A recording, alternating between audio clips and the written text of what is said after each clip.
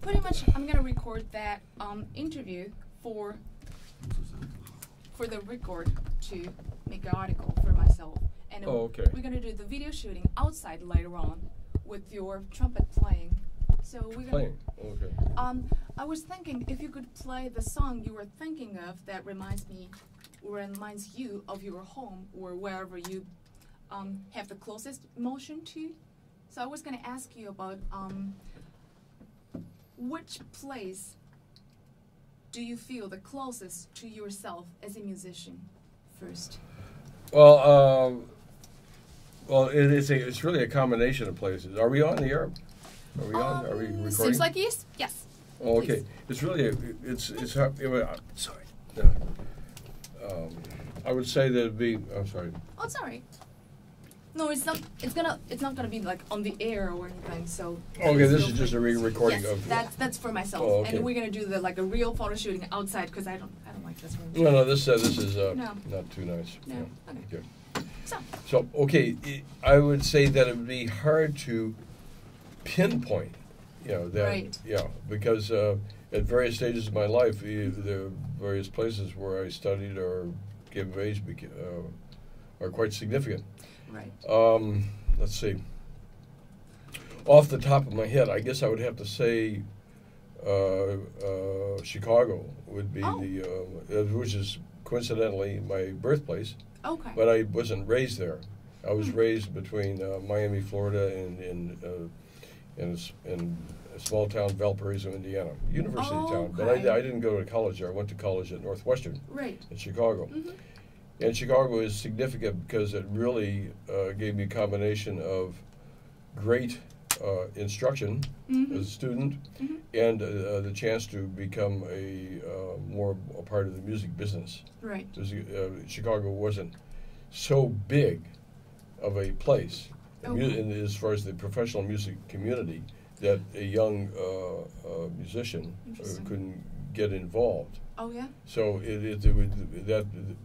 that is so much harder in New York or Los Angeles or some of the other cities. Well, yeah. But Chicago, there were entry points for someone like me. As a professional musician. Yes. Like starting musician. Yep. Okay. Because I could play with older musicians in rehearsal bands or even weekend bands, and of course learn from them and acquire much needed experience. Right. How does the sound of the Chicago? Because when I hear the sound, when I hear the city Chicago, it reminds me of the blues, like deltas and everything. So more of the bluesy feeling into it. Well, so if you're thinking of course, in terms of blues music, Chicago is a very significant place. But for me, what is also important in Chicago is not only big band jazz or even small band jazz, small group jazz, but also on the classical side, the Chicago Symphony. Right. Is the world famous, and I was very fortunate at Northwestern University to study with one of the trumpet players, Vincent Chikowitz. Vincent. Who played second trumpet to Bud Herseth, who all classical trumpet players will know is probably maybe one of the best, probably could be the best symphony trumpet player, first trumpet player that's ever lived, maybe. But at any rate, I was able to hear him and hear my teachers, and I studied with other members of the brass section, and then on the other side, I was able to play with very significant jazz trumpet players, or lead jazz trumpet players, such as John Howell in Chicago, and George Bean, names that are probably not on everybody's tip of everybody's tongue, but they're very wonderful musicians, and I was able to access them and learn from them. Oh wow! So let me ask you, the days in Chicago, and before that, you mentioned some places, Miami, Florida. Miami was where I started to play. It was where I began. So the very beginning. Very young. The very beginning. What year were you? How old were you? Well, I was 12. I was in sixth grade, and and the local junior high band came around, and to introduce the instruments to the sixth grade kids before the summer band program would start. Beginning band. They had a beginning band program, so you could, when you got into seventh grade in the fall, you could join the band. Right. And they tied it in with a music store with an instrument or rental program. Okay. So you rent the music for the summer, join the beginning band, and go to the school every morning and play. Right. And, Is that one people from the United States? Some people told me about the program where you have to choose between trombone, trumpet, and a clarinet or saxophone or something, and you have to decide one instrument and then take some lessons for a year or two as a compulsory education. Well, this wasn't compulsory. Okay. It wasn't, not at all. So the way they presented it, they had like a auditorium concert in the school auditorium, the sixth grade, and we could get out of class and go hear this. Have some fun. Yeah, right. Okay. So it was a small reduced sized band of about 25 pieces, and they played some marches, and they played some concert pieces which featured the flute and the clarinet, and then that was all well and good, and then they heard some brass playing too, and they introduced the cornet or the trumpet, and then they brought what did it for me was they brought down the cornet player, the trombone player, the tuba player, and the saxophone and clarinet. And so they formed a Dixieland band. A Dixieland band. And then they played, I'll never forget it, they played Muscat Ramble. Now, Muscat Ramble in the break section has a very strong rhythmically syncopated section. So when I heard syncopation for the first time, it said, "That's it." Oh, okay. You were sold. I was sold, and of course, with the syncopation, it was naturally jazz was of some form was the magnet. Oh, so is that about the time when you decided to? I was 12 years old, you know. Right. Were you thinking of having a career, like having a? No, not definitely. That's what one of the things I was so curious about. When did you decide to choose a career as a trumpet player, and then did it started like from the first time you pick up the instrument, or did you raise that feeling or emotion as you get older? Well, it was probably, I would say, in stages, because when I got to the point when I was a senior in high school, or between junior and senior, that I decided I was going to major in music in college was a significant step. And then I started. That's when I auditioned for music school for a scholarship. I was fortunate to receive a scholarship also. But at any rate.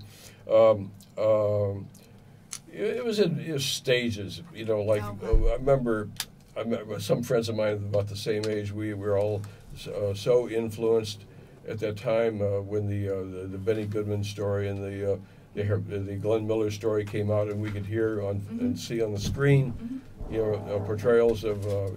Louis Armstrong was a participant in the Glenn Miller story, and also we could hear the playing, and later on.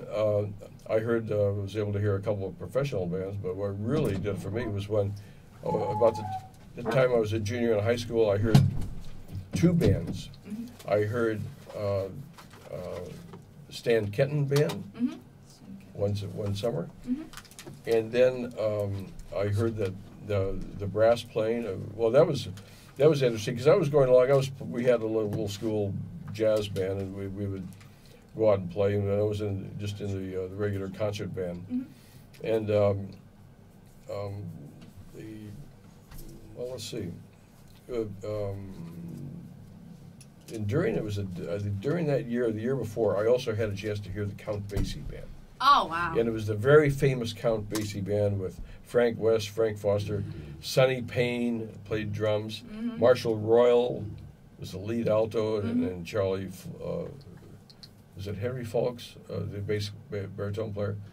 Henry Coker, Grover Mitchell, Benny Powell, the trombone section, and the trumpet section was Snooky Young, Wendell Coley, who played the wonderful solo on Little Darlin', and Joe Newman and Thad Jones. That was the trumpet section. And the bass player was Eddie Jones and Freddie Green and Basie, of course. Yeah. So I remember the names of all the guys. Oh, yeah. And that concert was like more than 50 years ago. You know. Oh, wow. And yeah, that had me jumping out of my skin. I was so excited when I heard that band. Right. And then I heard the Stan Kenton band, and I heard the way those guys were playing the trumpets, and I thought I'm doing something, you know, like wrong. I had an embouchure which was like kind of like a little low, and so the next day after I heard the Stan Kenton band, I went to my band director and said, I got to change my embouchure today. Oh. And so I moved it up, and it's been there ever since. Oh, wow. Yeah, so that's when. Yeah, so I mean that's one. Like I said, in stages. Right. And yeah, then I understand. And then I when I was in college, I majored in music education as a security you know thing because you never knew what was going to happen. Right. But fortunately, I had such a wonderful teacher, Vincent Chikowitz. Vincent Chikowitz, yeah, he taught for his whole career at Northwestern University, and he was. When I started studying with him, it was also his first year at Northwestern. Oh. And he was playing in the symphony, Chicago Symphony, and he played in the symphony up long after I left the school. But his instruction was so significant and so wonderful, and the whole actually it's symbolic of what we call the Chicago School of Brass Playing. So and the proponents were of course Bud Herseth and Arnold Jacobs, Frank Crisafulli, Phil Farkas, who was the French horn player in the symphony at the time, and then. And all these musicians brass players had a unity of concept, and a lot of them. I have to say, Ronald Schulke was a part of that too. Because Schulke was I think he was the first trumpet in the Chicago Symphony before Herseth. You know, but at any rate. It was the Chicago concept of playing, and it permeated all the concepts of playing through, including the jazz field. So it was a strong concept in that it was an area concept, and it of course spread from there. Interesting. Yeah. Is it still there? You think? What? The Chicago School. Of course. Oh, okay. Of course. Oh. Yeah, it's everywhere. Yeah, right. Yeah, absolutely. No.